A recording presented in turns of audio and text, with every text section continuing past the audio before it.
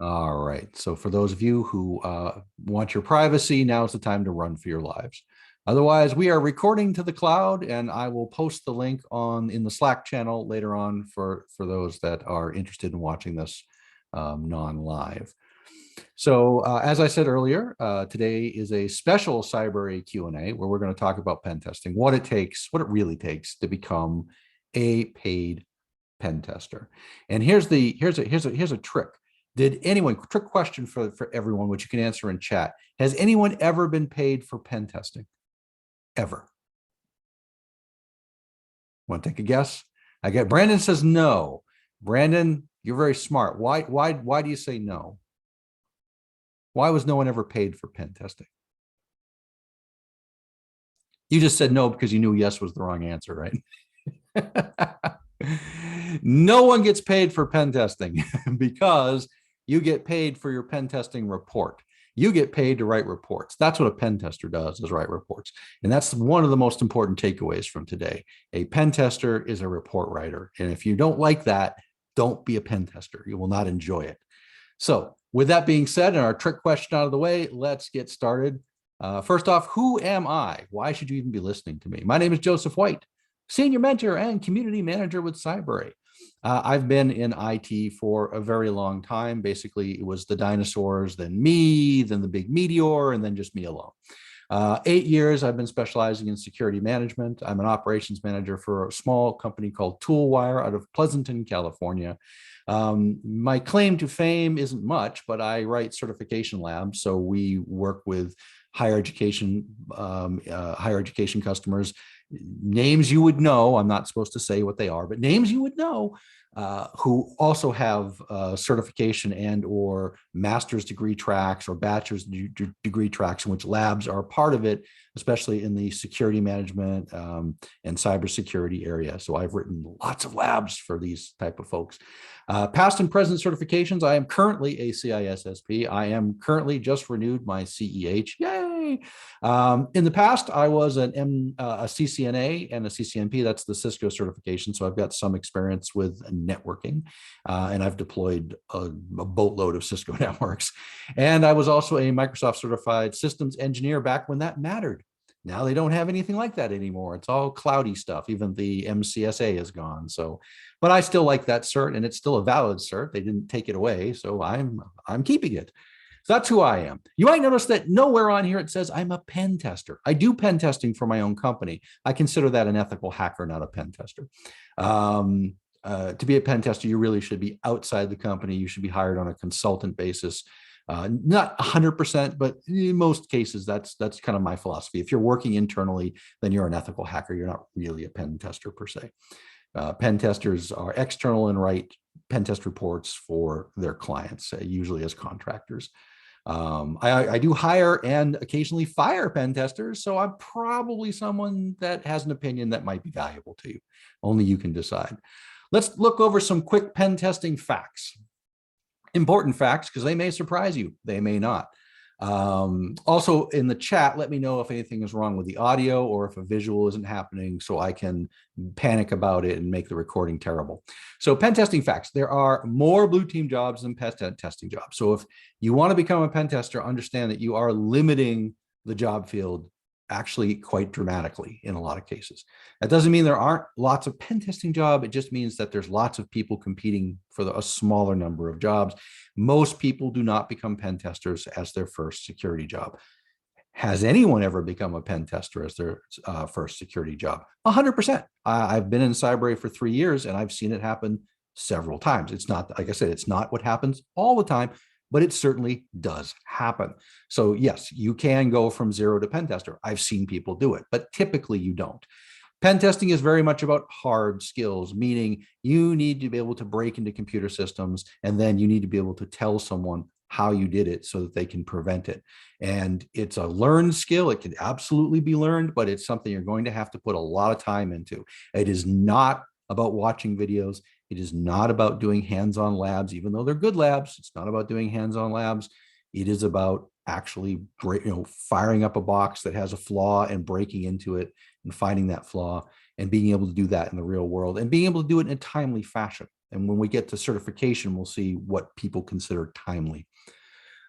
Think of it like flight school. Again, you can watch videos, you can read books, you can get yourself inspired and look at great posters that tell you that you can do it. But at the end of the day, you've got to get behind the cockpit. You've got to fire up the engine. You've got to get airborne. Until you are in the air, until you are logging hours, you're not really a pilot. So it doesn't matter the cool shades you're wearing. It doesn't matter that you got your nice flight suit. None of that matters. What matters is being in the air many, many hours. And that's what pen testing is. You've got to be actually conducting pen tests hours and hours and hours before you'll get any good at it. So I've seen some geniuses that are just amazing at this right out the gate. They've got the knack. God bless them. I'm not one of them. It was a hard won skill for me. And I say that only so you don't get discouraged. So you don't have to be the best, but you have to be methodical.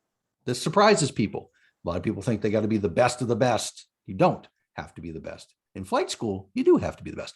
For a pen tester, you don't have to be the greatest hacker that ever lived. In fact, sometimes being a really good hacker is a detriment because you lack some of the other skills you'll need to be a good pen tester. But you need a methodology, and so you need to develop a methodology. In other words, you don't have to be locked into your methodology, but you have to have one. You have to be able to approach problems in a consistent manner. You have to be able to start from A and get to Z through a process that makes sense, that's repeatable, and that an employer can see that, oh, you don't just run haphazard and shoot left, right, and center. You are very methodical. You go from point A to point B to point C. And that's the way you need to do pen testing. So you have to develop a methodology, and we will go into that at some length in this presentation. Enumeration is way better than being elite. That's what that says, by the way, for those that don't speak 1990s hacksaw. That is being elite. And again, it's just a repeat of you don't have to be the best. You can be a great hacker and a terrible pen tester. So, but enumeration is the key. What do I mean by enumeration?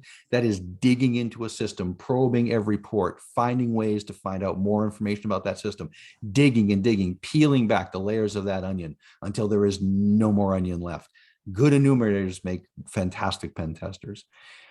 The business of pen testing is far less hoodie, far more necktie. It is a business, and you are to conduct yourself in a professional manner. You will, if you work from home, and that's the kind of the grand goal of this whole thing is work from home pen tester, you can dress how you like. But more often than not, you're going to be working with a consulting firm. You're going to be sitting across the table from IT folks, and you're going to be wearing a white shirt and tie more than likely. Now, it's possible that that's changed a lot. I know the pen testers I met fairly recently, some of them looked a little more hackery. That's okay. But don't assume that it's a clothing optional lifestyle, and definitely be able to at least speak professionally, if not present yourself in a professional manner. It's not your job to fix problems. A lot of people get curious about that. Is it my job to fix something when it's broken? No, you're not supposed to fix it. But it is your job to know how, and it is your job to make sure that the IT department gets it fixed, and it is hopefully your job to go back and test again once they fixed it, because that's how you make more money for your consulting firm. So that's a good thing. They would be very mad if you fixed it, because then that takes away the revenue of the second pen test. So don't do that. Reports are the product. This is what the customer pays for. That gets to our trick question. Did anyone ever get paid for a pen test? No, but lots of people got paid for writing excellent reports, right? Pen test was just the fun exercise you had to do to get to the reporting part. So someone is asking, Brandon was asking in the chat, is pen testing more of a contract job and blue team more of 9 to 5? No, not really. Pen testing can very much be a 9 to 5, although in fact, if you're most engagements, you're going to be working with the IT department. The IT department doesn't want to be up at 3 a.m. or whatever. You're not really emulating a hacker. They're not expecting you to be a hacker. They're expecting you to come in loud and proud and light up all their little alarms and bells so that they can look like they did a great job with their alarms and bells and their security controls. So is it impossible that you'll get hired in a way that allows you to come in sneaky and have to do things off? That's every IT off hours. That's every IT job. Every IT job is essentially 24/7. Even the blue team jobs are 24/7. If there's an emergency, if something is bad, if somebody's sick and can't come in, if somebody can't cover the night shift, that's going to be you. So you got to kind of get out of that 9 to 5 mentality. That doesn't exist anymore in technology today, in any career that I'm aware of that uses technology, whether in IT, whether in security, whether in offensive security. So, but very important reports, and we'll get into every aspect of that as we go on through the presentation. So, pen testing specializations. What are the areas of pen testing that you can specialize in? Now, this is not the definitive list, and this is a list that you can argue about. So I'm not trying to tell you that what I'm saying here today is the only way to look at it, but it's a way to break it down and it makes sense. So by all means, don't be this guy. Okay. Network pen testing is essentially the type of pen testing you're probably thinking of. You come in from outside of an organization, you scan that organization from the outside, you find a web server or an FTP server, you get into the network, and from there you begin enumerating and moving laterally in the network. That is sort of under this big branch of network pen testing, even though some web application pen testing falls into it. But web application pen testing itself is a specialty. People who just focus on web apps, they don't do the network side of it. They don't try to move laterally. They just want to break your website and show you that it's fixed. And a kind of a hyper specialty of that is bug bounty, where people are looking, and the thing I differentiate between a web application pen test and a bug bounty pen test is a web application pen test. You'll be hired as a consultant to test a web application. With bug bounty, you're hired as part of a larger program with many customers, and you're looking for specific hacks that work across a broad spectrum. You're farming across a broad spectrum of customers. A web application pen tester doesn't do that. They're there to just work on one piece of, or perhaps several clients at one time, but they're generally working on one web app or 2 or 3 for particular customers. They're not spanning tens, hundreds of customers trying to find cross-site scripting or a particular type of SQL injection or whatever it is that is legal for them to find based on the bounty program. So a little bit of a differentiator. Red teaming, these are sort of the special ops guys, and they're very skilled in Microsoft Windows and Active Directory. They're very good at Linux too, don't get me wrong, but really these are the folks that live off the land on your network. These red teamers come in, and these are the cloak and dagger guys. They come in and they're already on your network. Sometimes they're even hired as employees, and they want to see how far a bad employee can get. Sometimes they come in from the outside, just like a network pen tester, but they do it stealthily. They're not working with the IT department. They are not trying to light up the bells and whistles. They are trying to come in and steal the crown jewels. So that's the real, I mean, getting on a red team and working on a red team for a lot of us is what we think the dream of a pen test is. And it's fun. It's a lot of fun. Even if you can just do it as part of a simulation or as part of a capture the flag, I mean, by all means, try to get as much red teaming experience as you can. But if you want to be a good red teamer, be a great Windows administrator. And you're going to find that there's a theme in this presentation. Red team skills tie into blue team skills. You really cannot separate the two. There is no complete separation of these two things, unless you just want to do capture the flag all day. That's fine. But if you want to work in the real world, you're going to need blue team skills on top of your red team skills. Physical pen testing, that's a lot of fun if you don't get arrested. That's where you try to break into actual places. That's got nothing to do with computers. It's all IRL, all in the real life. It's testing locks and people who can think their way, people who like to crawl through air ducts and just break into buildings. And they get arrested a lot. So, don't, if you're squeamish about handling the police, don't become a physical pen tester. And lastly, I put in social engineering. Not that it's necessarily a specialty unto itself, but it is human hacking. So sometimes, I mean, we don't waste time with network pen testing or trying to break in through the front door if we can just hack an employee. If we can just drop a USB stick and somebody pick it up and stick it in their computer and Bob's your uncle, we've got shell. I mean, that's a lot easier sometimes than than trying to break in or find that custom hack. We have a question from Fernandez. He asked, which would you recommend as a start? People willing to take pen testing as a career or custom path at Cyberase? I'm going to get into that. I'm going to get into a lot of that. And hopefully your questions will be answered. Pen testing skills. I'm going to get into where Cyberase fits in the whole grand scheme of things. Pen testing skills.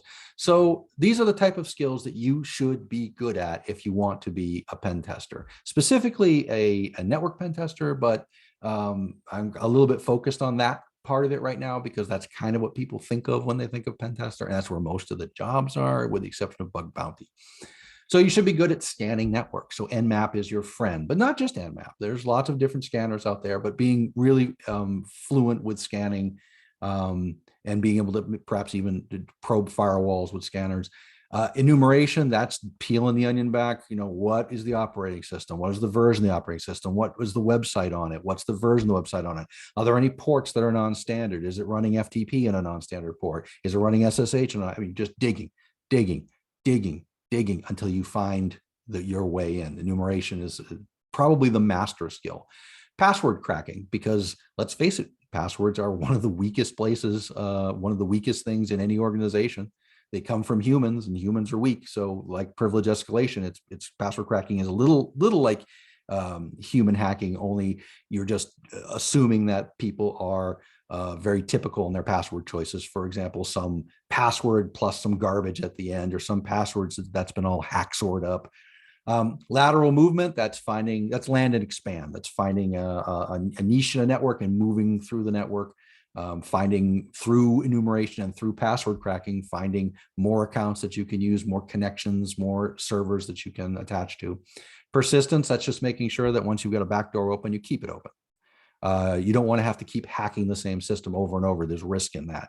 So if you can set up a little shell, like if it's a web server, you can hide a little web shell on it. That's a type of persistence. If it's a Windows system, you can use the registry to add, for example, a little batch file so that every time the server is rebooted, or perhaps even every time somebody logs on, their little batch file fires and connects with your Metasploit server, so you get another connection.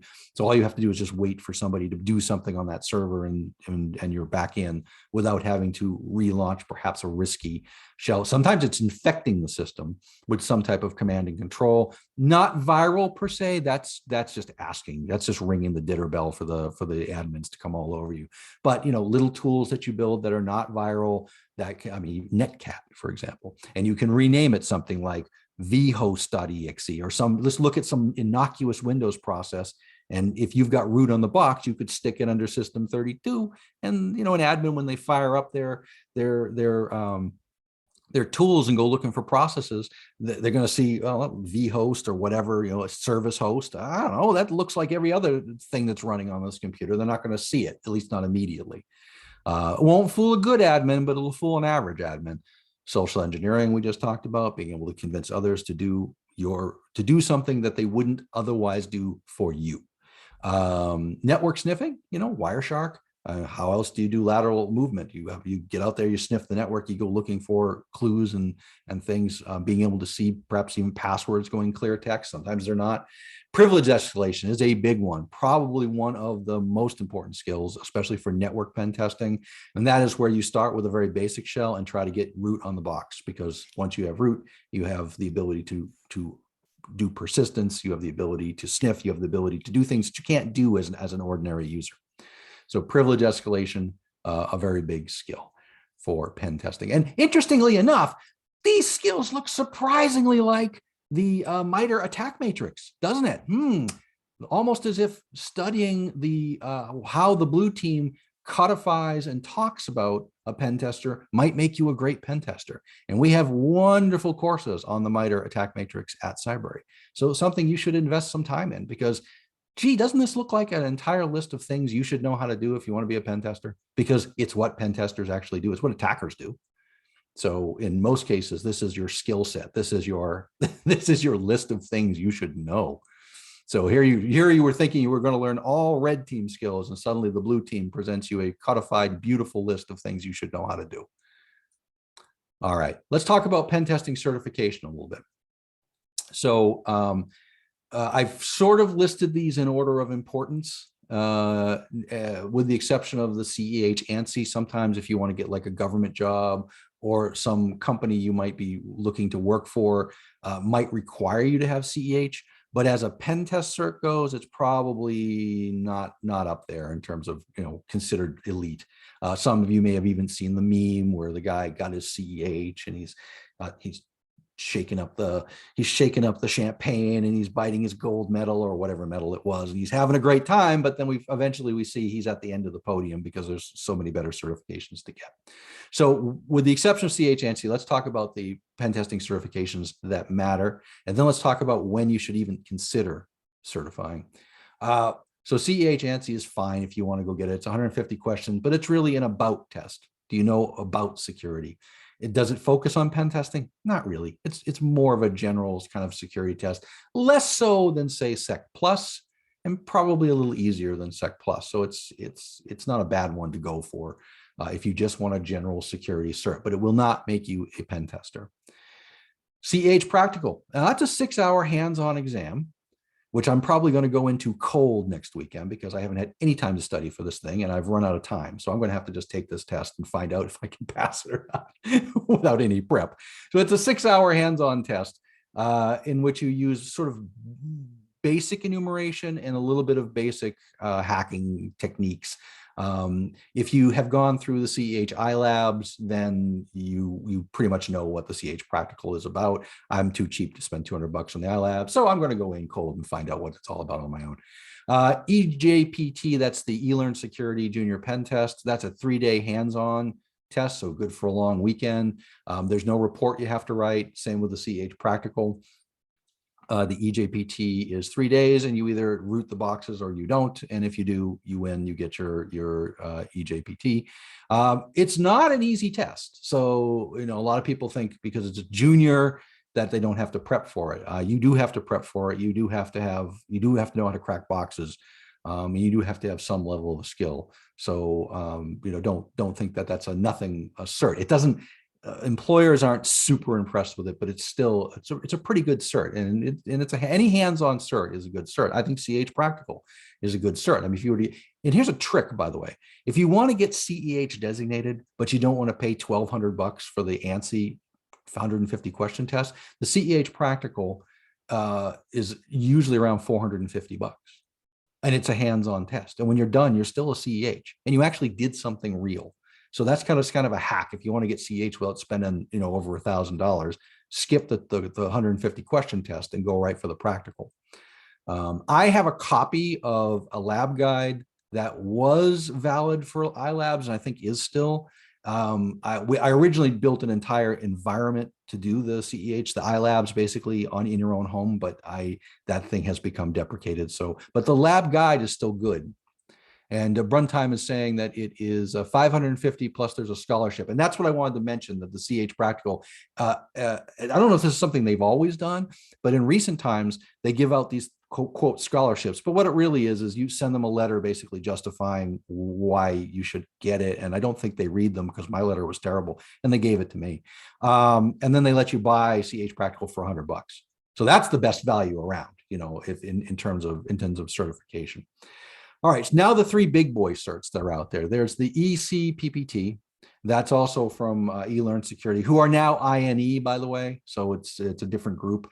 That's a 7-day hands-on, and then you have 7 days to write a report. And that's probably the most realistic pen testing certification there is out there in terms of scope of time you typically have and the time it takes to write a decent report. So I think they've got a really, really good test. If you want to pass that test, they've got a course you can take and labs you can take, but at the end of the day, that's probably the most realistic. Unfortunately, it is also one of the least known. It's one of the least known certification exams. So I think it's okay. I think it's actually quite good. I think you could explain your way around it. Let's say your employer was demanding OSCP, but then you were to explain the ECPPT, they'd probably be okay with it. But if you've got to get OSCP, you got to get OSCP. PNPT, that's the new kid on the block. That is from Heath Adams. He started a company And this is his certification exam. But people who don't know who Heath Adams is, he's the cyber mentor. He's been doing pen testing on YouTube forever. He's done tremendously good courses out there on companies that aren't cyber, so I won't mention them. But he's quite an interesting fellow. He's actually pulled all of his educational material internal now, so he does it through his own company. I think he made the classic mistake that folks think that working with some education providers can help you make money. They do for them. So he's pulled all his resources back, and he's opened a company, and you can buy video learning from him. But he also has certification that I think is going to go somewhere because he's a name in the field. And I think it's definitely worth getting. It's a 5-day hands-on test, 2-day report, and then you got to sit down with a pen tester, probably Heath, because it's a small company, and discuss your 5 days and your report. And it's only after the one-on-one review. Basically, this is emulating the meeting with the client part of the pen test. Probably one of the most important things you can do is meeting with the client and discussing what you found and presenting that to them in a way that makes sense to them. I'll bet that's what they're really judging you on. Can you talk to C-level people? Can you talk to IT professionals who are not hackers and explain what you found and how to fix it? So I like that. I think that's a really neat thing. And then the big boy, the big daddy, the OSCP, the Offensive Security Certified Professional. This is the grueling 24-hour. That means you've got, you start at 8 in the morning and you end at 8 in the morning. 24-hour hands-on. And then after that, if you pass the test, a 24-hour grueling report. And if you do both of those things, you become OSCP certified. Which of these certifications right now hold the most weight in the industry? OSCP, hands down, no questions asked.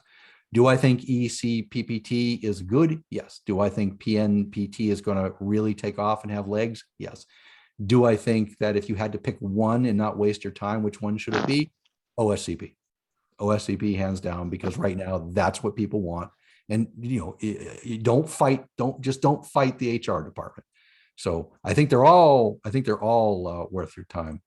So there's a question here. It says, Brandon, so they expect you not to sleep. So you have 24 hours. You can do what you want with it. If you can stay up the full 24 hours and you need the full 24 hours to finish, great. Most people do like an 8-hour block of pen testing. They do a 6-hour block of sleep. They do an 8-hour block of pen testing, and hopefully by then they're done or they quit. So how many boxes in the OSCP? I don't know. That's a good question. I'll bet there's an answer online for that. But for this presentation, that's all we're going to talk about for the OSCP. Pen testing learning paths. All right, so what are these learning paths? Like Cyber just put out a new learning path that's quite exciting. And I've had a custom path for quite some time. This is my little infographic. And what are these learning paths about? What is it that we're doing with these learning paths? When you're done with these learning paths, are you an Uber hacker now? Are you a pen tester?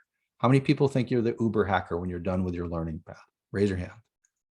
No hands are raised. This is a smart group. No, these learning paths are to give you the fundamental skills you need to begin your pen testing career, to start becoming a pen tester.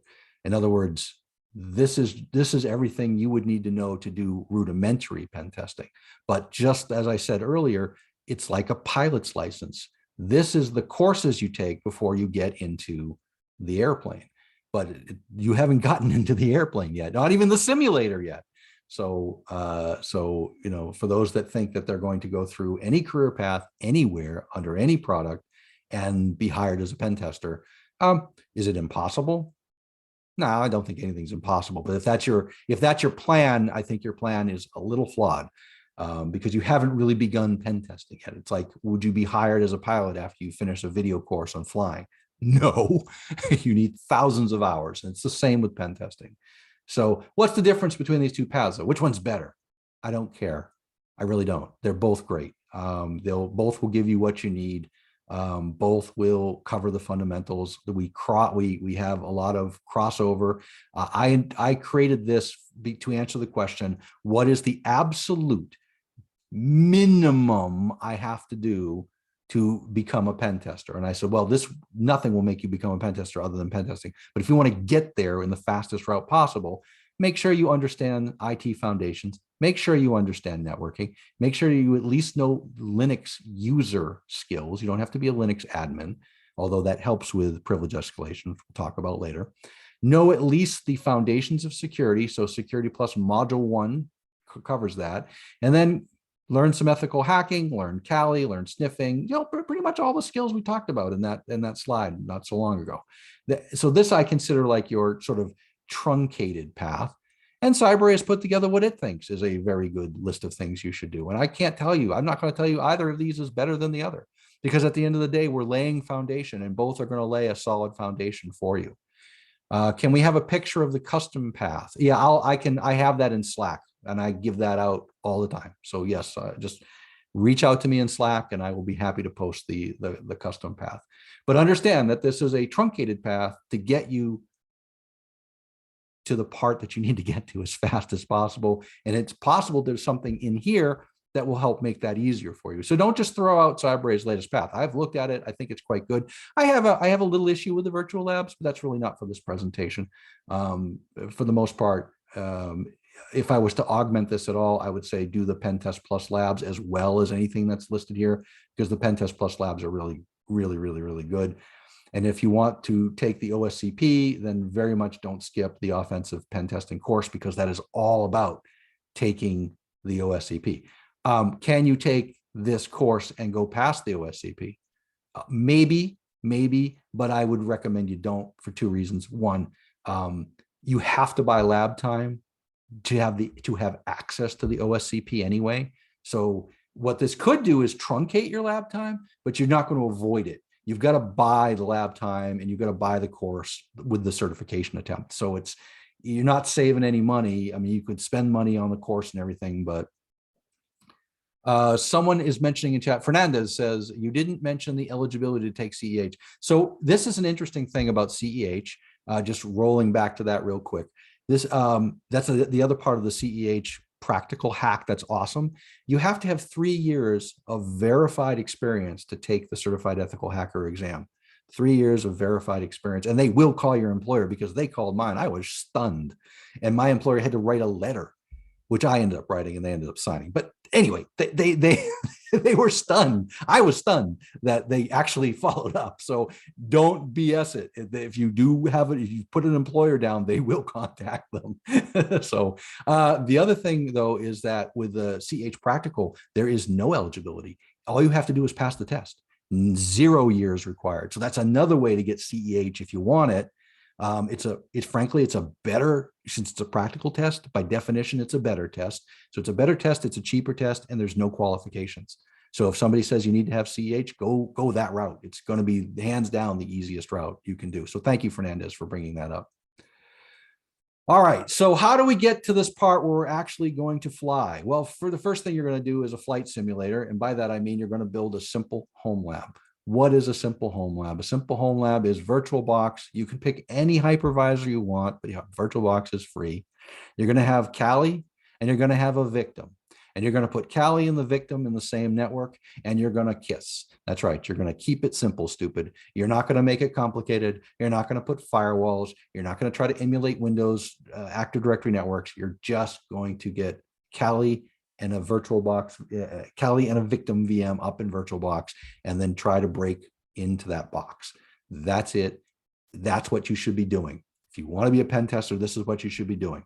And we're going to talk a little bit more about where you find the boxes to put in your little flight simulator. But that is, at the end of the day, this is where you're going to do your learning. The courses and everything are going to give you the tools where you can start to decide, what tools you want to use. You can start thinking about what methodology other people use. We'll get into that shortly, and what methodology you want to adopt. But this is where the learning really, really starts. Okay. So I'm being asked if this is being recorded. The answer is yes, this is being recorded, and I will put a link up when it's done, should it successfully record, because Zoom has been having some weird issues with their cloud recording. But assuming this goes well, we'll have a recording later after this presentation is done. So one thing I do want to bring up, it comes up all the time if you use VirtualBox. Out of the box, if you set up a virtual machine, it gets put into what's called NAT. Not NAT network, NAT, just plain old NAT. If you do that and you have a Kali and you have your victim and they're both in NAT, what NAT is a completely isolated network, meaning even though they're both in like a 10 dot whatever network, they're isolated. They're not in the same 10 dot network. So that means Kali could never reach the victim and the victim can't reach Kali and you can't do a pen test. So, and that frustrates the heck out of people. So there's two ways of dealing with it. Here, I'll do this live. I'll just bring this up live real quick. Yes, thank you for that. Here's VirtualBox, and you can see I put together a little CH practical. So two things you can do. One thing is just sort of in general, you can, under preferences, under network, you can create a NAT network and then put them in the same NAT network, and then they'll be together. But if this is hard and you don't want to do this and this is scary, no problem. Just under your network settings, just go for internal. Boom, put them both in internal. Done, easy. They can reach each other and they're off your network and they're not a danger to your local network and they're isolated from that, but they can still reach the internet if they need to, and they can still reach each other. So that's just a little tip, because I can't tell you how many times people say, I've set it up and that they can reach anything. I don't know what I'm doing wrong. You're not doing anything wrong per se. You just didn't understand what NAT meant. It fooled me too. The first time I put my network together, I put everything in NAT because I figured you want to keep it behind a NAT firewall, right? That's safe, that's smart. But what I didn't know was they were all isolated. I mean, nothing worked. Active Directory didn't work. Nothing worked, of course, because they were all in little silos. All right, so that's all there is there. And if this, if all you remember is Joe said something about networking, you hit me up on Slack if you run into this problem. I'm good at solving it, and I solve it many times a week. All right, so where do you find your victim boxes? Well, you can find them in a number of places. VulnHub, that's the place you're going to go to get boxes that you can download. Hack the Box is a service that you can subscribe to. It's a little tricky because you have to solve a little JavaScript puzzle sometimes or something to get into the site. If you need help figuring out the puzzle, reach out to me. I don't mind. In fact, I'll just tell you what the answer is, because frankly, I think it's stupid. Nothing you do to get into the site actually helps you as a hacker when you're on the site. That would make more sense to me, but it's sort of annoying. Try Hack Me, no tricks. You can just sign up and it's free. They do have paid services and paid paths, and those are good, actually. I pay and I like them. But they have boxes that you can hack there. Offensive Security sometimes decommissions older OSCP test boxes, and they put them, and they had like a ton of them sitting around and said, I bet people would love to play with these. So they put them for free in something called Proving Ground. So you can go to OSCP and Virtual Hacking Labs. That's a paid service. But if you're going to do the OSCP and you want to know if you're ready for prime time, Virtual Hacking Labs is a great place to go. Plus, if you hack 20 boxes, they give you a certification. And if you hack, if some number of them, I think if 10 of them are super hard boxes, they give you a different certification that kind of makes you kind of an elite member. Hack the Box does something similar as well. If you start off as basically crap like I am right now, and then as you attack boxes and get more boxes on your belt, they will give you a better title, and you can become like a hacker, elite hacker. I know a guy right now he's been at it for a few weeks, and he's now like an elite hacker on Hack the Box, and has gotten a few job offers from that. So it's not a bad way to get in front of an employer, if you can show them that you're an elite hacker on Hack the Box, because what that tells them is how to hack boxes that there aren't solutions online for, because none of the boxes that you hack on Hack the Box have online solutions, and nobody who's a member of Hack the Box publishes solutions for anything that hasn't been retired. If you become a member of Hack the Box, then you can hack retired boxes, and you'll have access to tons of online videos, how-to videos.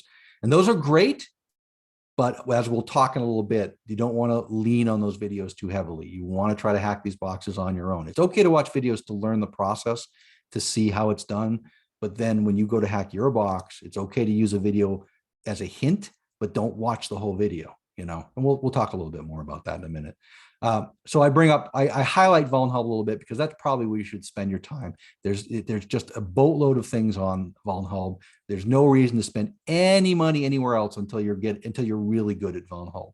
So, the Valhelm isn't the name of any particular box. It's a hosting site where these boxes are.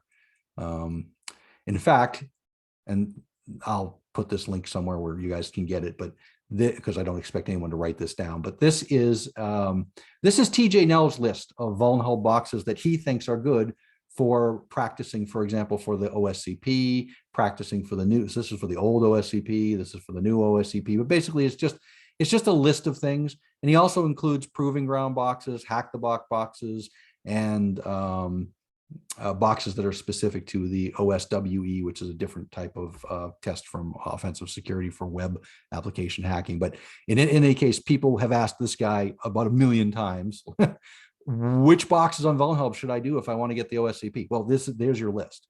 So, don't even think about doing OSCP certification until you've worked one of these lists and have gone through these boxes.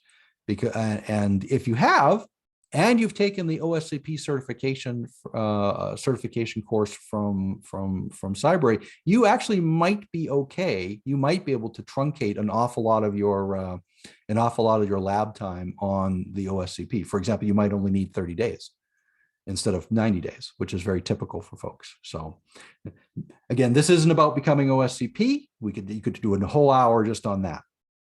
But this is about finding victim boxes and getting behind the flight simulator and logging some hours. We talked about methodology. Well, how do you develop a methodology? What is a methodology? Methodology is a selection of tools and then the application of those tools in a codified way, in a standard way that is repeatable, right? So, oops, sorry about that. Falcon Spy put together his particular, could be hers actually, I don't have any idea the gender of the person, but Falcon Spy put together their methodology for tackling the OSCP. And I think it's a good methodology to start with. It's a good methodology because first off, when you first read through it, most of it will be very foreign and strange to you. You haven't heard of these tools. You haven't done anything with these tools. You don't know what this tool does. You don't know what they're actually talking about. Good. Now you know the things you need to learn, because you should be able to read this methodology very cleanly and crisply, and you should know what they're talking about and be able to implement it before you start even thinking about becoming a pen tester or taking a certification exam or applying for a junior pen tester job. Unless the junior pen tester job literally says that we will train you, fine, go for that. But if they're expecting you to have to be sort of a junior level pen tester, then you should be coming to them with a methodology. Yeah, no worries. Amelia is asking, can we have these links? Yes, I will put these links together in a doc, and I will present them on Slack so that you don't have to read through the whole presentation just to get to these things. Bruntime says that some of these Valhelm VMs are mentioned and reviewed for TCM, the Cyber Mentors course. Yep, that's true. He also does a course where he does a lot of old Hack the Box machines too. So, but you can find tons of videos online. And in fact, I think we're going to talk about that in a minute. And maybe even be the next thing we talk about. Let's find out. Nope, not yet. Notes. We're going to talk about notes. You should keep notes for every single machine that you pen test. Because what's going to happen is when you start, you're going to enumerate them and find out what services there are, but you're not going to know how to do anything with them. So you'll have like 4 or 5 machines that you found all the services. And then maybe 1 or 2 you've gotten a little bit further in, and then maybe on 1 or 2 more you've gotten a low-level shell, but you don't have root yet. But as you keep working and working and working and keep discovering, you'll discover things on box A that might apply to box B or might give you an idea. And that is, and as you keep working through all of these boxes, and there's, you should have 10, 20, 30 of these boxes that you're just constantly working on. And leveraging yourself into and working toward and going over your notes and thinking, what did I not enumerate? What did I not? I don't like to be the try harder guy, but yeah, you got to try a little harder.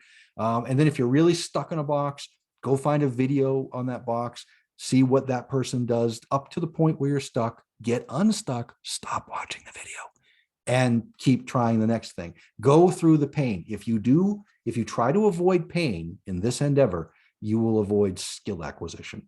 The pain and then the release of the pain through discovering something, and the pain and the release of the pain, that is part of the process.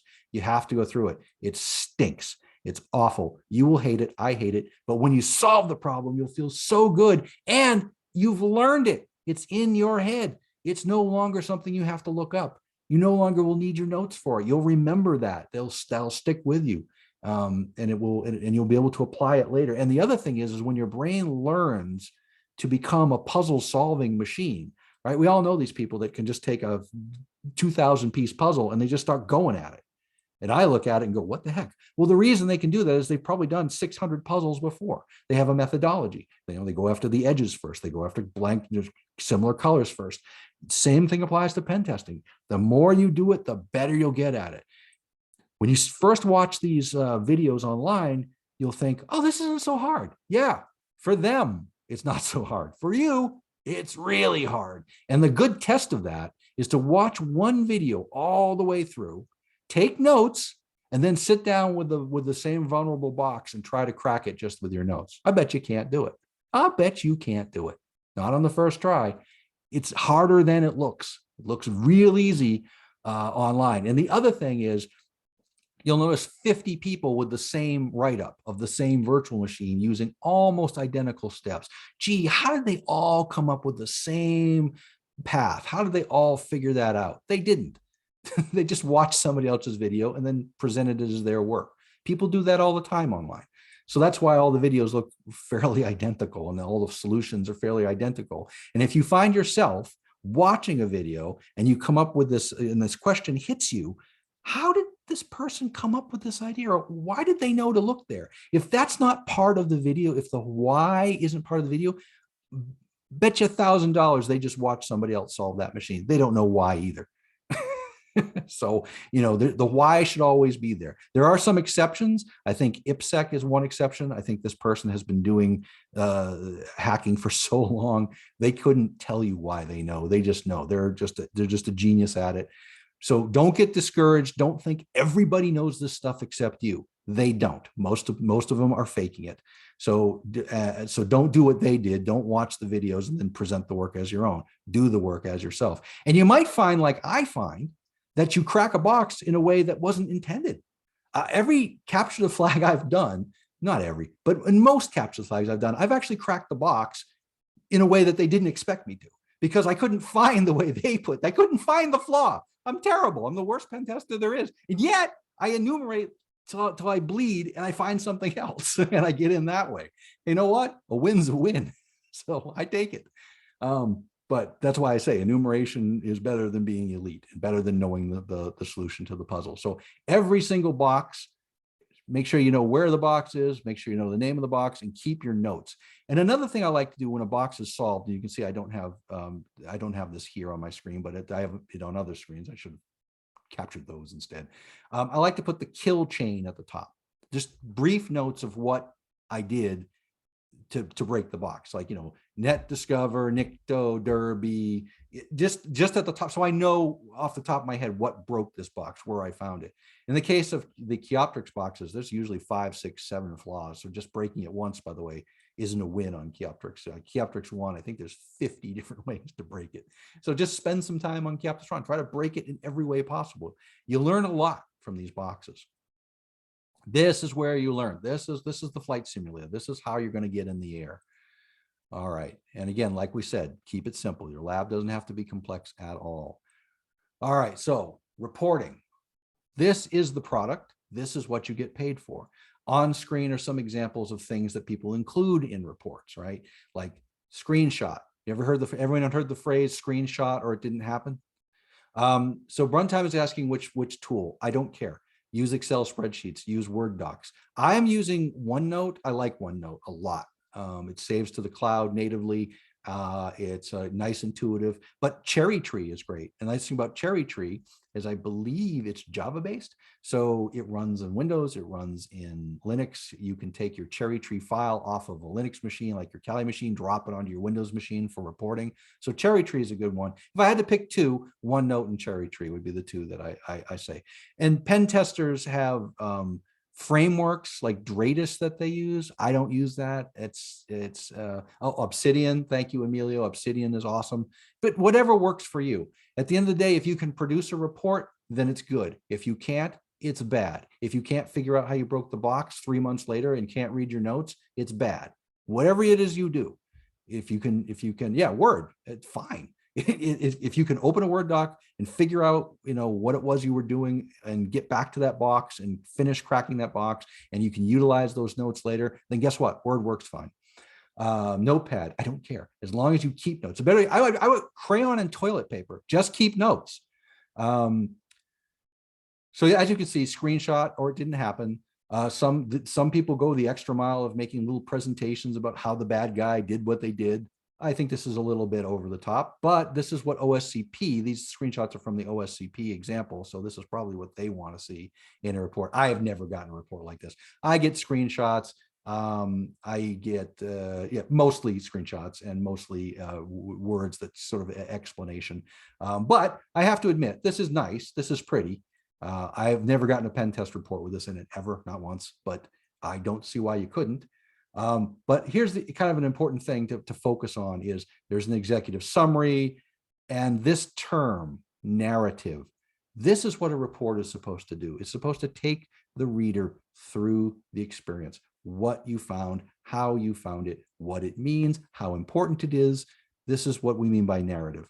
In other words, you're not just supposed to spit out something that looks like a Nessus report, where it's just this massive amount of generic crap that gets thrown out and things are rated from high to low. You need to tell them the story of their network. You need to tell them what is important and what's not important. You need to show them this is the proof of your work. So you need to show them that the $3, $4, $5, $6, $7, $10,000 they paid was good money. And this is what they're going to judge you on. So you want that report to be weighty. You want it to be filled with the proof of your work, and you want it to tell a story. It's not easy to write reports. Reports are hard. It's one of the hardest parts of the job is doing good reports. But thank goodness. Oh, you know what? I've missed something here. Did I miss something? I did. Oh no, I stink. So I had a link for Heath Adams. Heath Adams has a report. It's free on YouTube. I'll find it. It's when I was building this presentation, I blew it up one time and then I had to rebuild it. So I obviously didn't rebuild every piece of it perfectly. Sorry, guys. But he does a course on report writing, which is great. And it's on YouTube and you can find it. Heath Adams pen test report. He does, I think it's 45-hour-long session on building a report.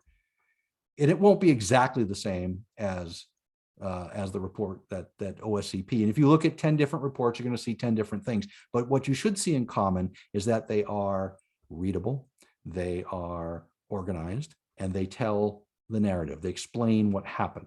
They are something that an executive can read and that a technician can read, because you're not going to make two reports. You're going to have one report. The executive might limit themselves to the sections that are meant for them, and then the operations manager will read the rest. But it needs to be one cohesive report. Normally, I'm not saying that you won't ever work for someone that wants a report for each person, but generally you don't. It's just one report. All right, so that's report writing. So how does this all come together? Like, is there somebody that can show me what it looks like to crack a box? Oh yes, there is. There's lots of them out there. But the one I like most is IPPSec. IPPSec. I don't know how you want to say the person's name, and I don't care.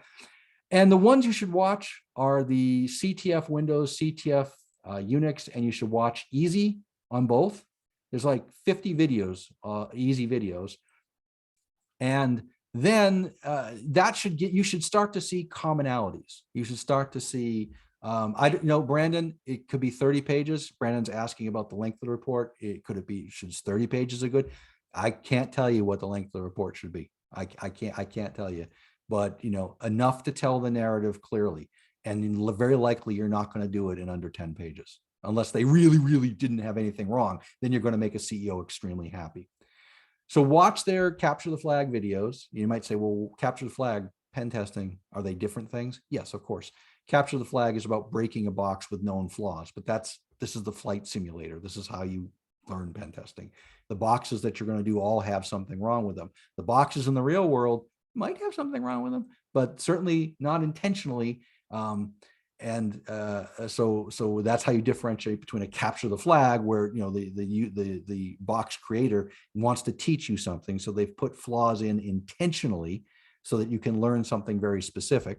And it's a very good idea to keep notes about what that specific thing was. What was that person trying to teach me? Why did I go through this painful experience and eventually gain root? And how did I do it? And what was the lesson of the box? You think about these boxes in that way, you will come away stronger and stronger and stronger every box you break. If you just treat everything as a random horrible thing that happened to you, then they're less useful, right? Because that's how you're going to see future things, as opposed to when you see something new which you haven't seen before, you're going to think in terms of what might be broken, how it might be broken, what are typical flaws I've seen, because they don't come up with these flaws out of nowhere. They don't make them up just to be mean. Well, some do, but most don't. Most are trying to teach you something that they've seen in the real world.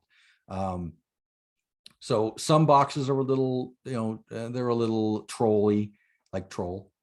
They're a little trolly. They're, that you might have to look at a website and then look at the HTML and then look at the text that's been colored differently on the website and go, oh, and that's like, there's a name Robert. And then you might find that there's a directory called Robert, that kind of nonsense. It's annoying. It's not real world pen testing, but it helps you think in terms of puzzle solving. So it's still worth doing. But watch how these boxes are done. Watch how IPSec does it. He makes it look so easy. It's not. And then, maybe watch 2 or 3 or 4 till you get the pattern, right? You want to see the pattern. What's the pattern? Find out what the IP is, nmap the box, find out if there's a web service. If there is, NICTO the thing. You're going to see the same tools, the same approach over and over. And that's going to give you confidence that you don't have to know every tool. You don't have to know everything under the sun. You just have to know a consistent number of tools that work over and over and over again to get the result that you want, right?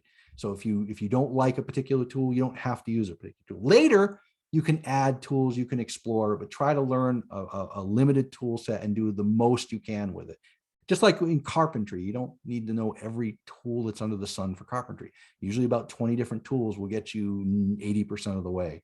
So think in those terms. And so look at these easy boxes, start to see the pattern. You don't have to just stick with IPSec. There's lots of folks on YouTube. Then start, go to Vollenhall, pick some easy boxes and fire it up in your home network and just begin. Fire up 5 of them and just work on them. This is where the work gets done. This is how you become a pen tester. And the sooner you start doing it, the better. All right, so let's put it all together. What did we learn today? Well, we learned that Joe talks a lot. What else did we learn today? Well, we learned that cyber paths are really about learning the fundamentals. Something I didn't touch on very much, learn privilege escalation. I did say it, but I didn't really talk about it too much. Privilege escalation is taking a non-elevated shell and getting more and more privileges until you root the box. This is the part that trips everybody up. It's the part that makes people crazy. People can start to get shells pretty easy, but they have a really hard time learning privilege escalation because that is really about enumeration and understanding Linux and Windows system administration at a nice deep level. See, this is where those blue team skills come back and bite you. So Falcon Spy has got a great series out there in the world. I'm not going to tell you where, but you can find it. Heath Adams, again, out there somewhere. Who knows where you can find it, but you can find it. Great courses. You can usually get them for $10, maybe somewhere else. Definitely, if Cybrary puts a privilege escalation course together, jump on it. Develop a consistent methodology. Start with Falcon Spies and then read other methodologies. A good way to find a methodology is how I passed OSCP, and just read what they did in terms of when they got on into the environment. You don't necessarily have to read all the prep work until you're ready to actually start prepping for the test, but once they get in the environment. But develop a consistent methodology. Watch IPSec videos, see how it's done. Build a home lab, keep notes, use online videos sparingly because they can become a crutch. I fell into that trap. Write a report for every box you do. Pretend you're being paid to do it and just get used to writing reports. And lastly, certify only when you can tackle new boxes without video help, because you're wasting your time. You're wasting your time and your money trying to get any of these certifications. Maybe CEH practical, I'll let you know. But certify only when you can tackle new boxes without video help. That way you're not spending money on certification that you just don't have a prayer of getting into. And just keep going and going and going. Keep learning new things. This is where this will make you a pen tester. This is what gets you, sorry, bump the mic. So this is what gets you, a job. This is what gets you opportunity. If you can talk the talk and walk the walk, this is what will get you in the door more than any particular cert, more than any particular course. There's no video you can watch that's going to get you in front of an employer, but the skills you learn, the skills you remember, that's going to get you. That's going to, and you're going to feel good about your knowledge. You're going to feel like, yeah, I can take it on. And when an employer sits you down, like I do many times, and say, all right, walk me through a pen test, you'll know the proper methodology to use. You'll have a plan of action, and they'll see that. And that'll put you head and shoulders above folks that just go like, oh, I don't know. Oh, let's see. I'll map it first. What else do you do? That kind of thing just trips people up. If you have an immediate plan of attack and they can see that, they go, okay, this is an organized person. I can train this person. This is a person I can work with. All right. I want to thank everyone for joining today's Q&A session. I am now going to open it up for questions. I'm debating whether I should leave the recording on for questions, though, because I don't want people to be recorded without their consent. So would you guys like me to turn off the recording part and we can go into the question and answer session? Waiting. Not seeing anybody reacting, so I guess we're okay. Okay, all right, well, we'll just leave the recording on. We're heading into questions. So those watching this later, we're going into question and answer, and you're welcome to stay on. Otherwise, that's it for the presentation, and thank you so much for watching. So with that, let's go ahead and take some questions. We're only going to do it for a couple minutes because we're at the hour mark, and I promise to keep this crisp. So go ahead, folks, if you have any questions about this presentation or about pen testing in general. And hopefully all these hand things I did, the bumping isn't coming through on the mic. If it is, my apologies. It drives me crazy as a QA person to hear somebody bumping their mic.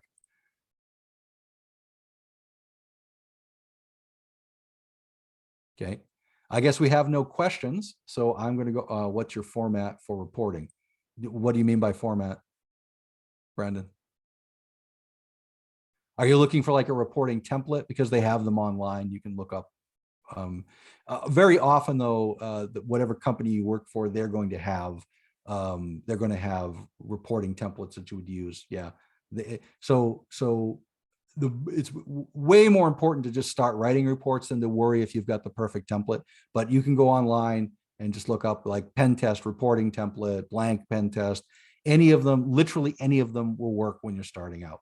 And when you get employed, your employer will determine what the template is. Very often they'll have something like a Dratus, or they'll have some other type of work environment in which the report kind of gets written as you do the tests. So it sort of dictates your methodology at some level, and then we'll sort of auto generate the report as you find things, sort of ensuring that things aren't missed, and also equally ensuring that information from one pen test report does not get mudged into another pen test report. That's one of the cardinal sins is, I pen test company A and then I deliver a report to company B and some of company A's info is in there because I just was lazy and didn't use a clean template. Holy cow, what a disaster. Don't ever let that happen. So, but when you're starting out, just any template is fine. And if that's all the questions we have for today, I want to thank everyone for coming out. Thank you so much for taking your time. It's greatly appreciated. And I hope you have a wonderful Wednesday. And if you've been watching this recording, I hope you've enjoyed it. Thanks, everyone, and have a wonderful afternoon.